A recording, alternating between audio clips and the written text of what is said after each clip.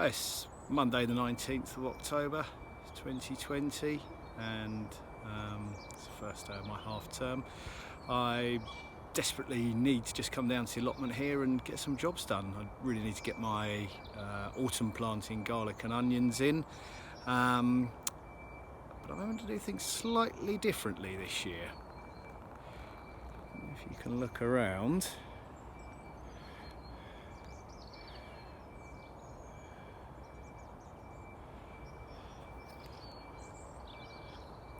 so the plot for the fourth time is underwater.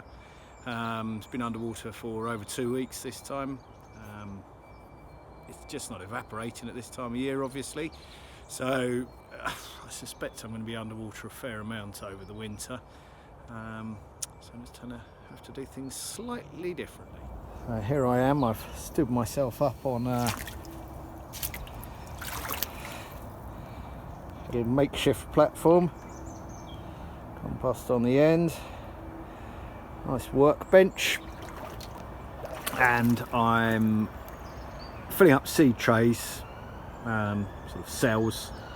I'm going to plant my garlic and onions into those, leave them up there, sort of 1.5 meters off the ground. Should be safe from the river there. They'll hopefully get good growth, roots put on over the winter, still get access to the cold, which the garlic needs to be able to subdivide into little cloves. And hopefully the river will have been cleared out over the winter and the plot will be dry enough in the spring that I can plant little plug plants straight in. So as you can see, the plot is still submerged. This is the first time I've managed to actually get on it for over 2 weeks. Previously it was over the top of my wellies. It was over my knees, in fact. It was halfway up my thighs, and it's just flowing in everywhere. It has drained a little bit, enough for me to be able to get on it anyway. My leeks had been surviving, but I suspect this last flood will be the end of them as well. So I've got 3 different types of garlic and 1 type of onion to sow. Things just tend to do better on my plots when I plant them in the autumn. Certainly the onions. I suffer from an allium leaf miner that ruins spring planted onions. So these ones just get going before the larval stage, or the main larval stage that does the damage. There's 2 larval stages, one in May and one sort of September, October. And it's the September-October one that does the damage, and these are long gone by then. I harvest these sort of late June time, called Senshu Yellow, and they produce really, really lovely onions. They don't apparently store as well, but I use them long before they start going off. And the garlic, I've got 3 different types, all hard neck garlic. I really enjoyed eating the scapes, which are the sort of flowering spikes of hardneck garlic.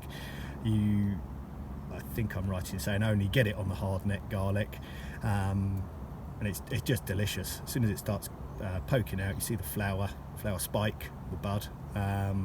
Cut that off and stir fry it, and it's a real mild garlic, sort of really nice stir fry vegetable. It's really tasty, a lovely crop, well worth growing just for that. And actually, the bulbs are much bigger, I find, in a hard neck garlic as well. Fewer of them, fewer cloves per bulb, but they're much bigger. There's nothing worse, is there, than fiddly little cloves of garlic that you're having to peel 6 or 7 of to be able to get enough for a meal.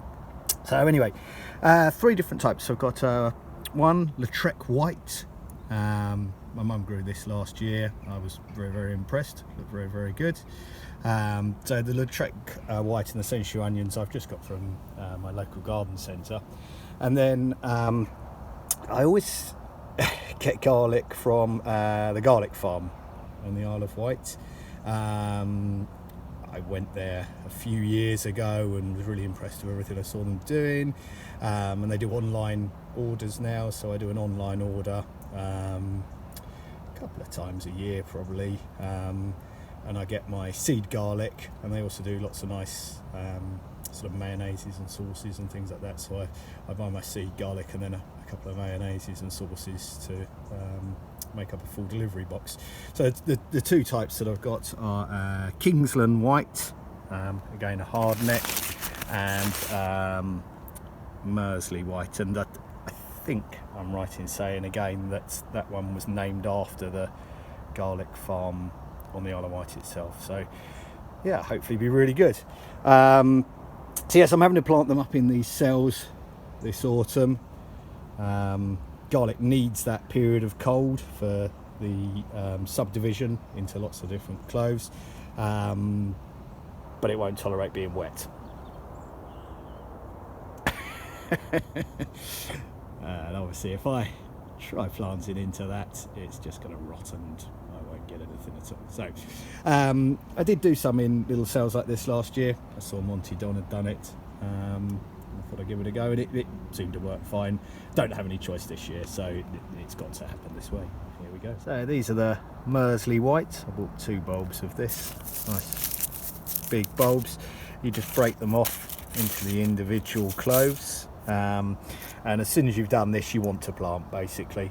I'm just going to dip a hole with my finger, flat end down, pointy end up, pop in and just cover over and just keep going all the way along. This one here is the Lautrec White. Lovely pink cloves on that, quite different to the Mersey White, but yeah, again supposed to be another good flavour. So these are the Senshu Japanese white overwintering onions, root end, top end, shoot end, and again just take them over and just pop them in till just the top of it's poking out. And the last one I'm doing is the Kingsland White, and these cloves are absolutely huge. Fantastic. If I get something like that, yeah, should be brilliant. And there we go, garlic and onion sets planted up in little trays. Hopefully get going, start putting on some nice root growth. It's only the middle of October now, so you should get a few weeks of nice root growth, get them established, and then hopefully it'll be a little bit drier in the spring and I'll be able to plant them out. Fingers crossed. And these are some of the last of the Senshu onions that are planted this year. You know, they've been stored in a very wet shed, all my firewood.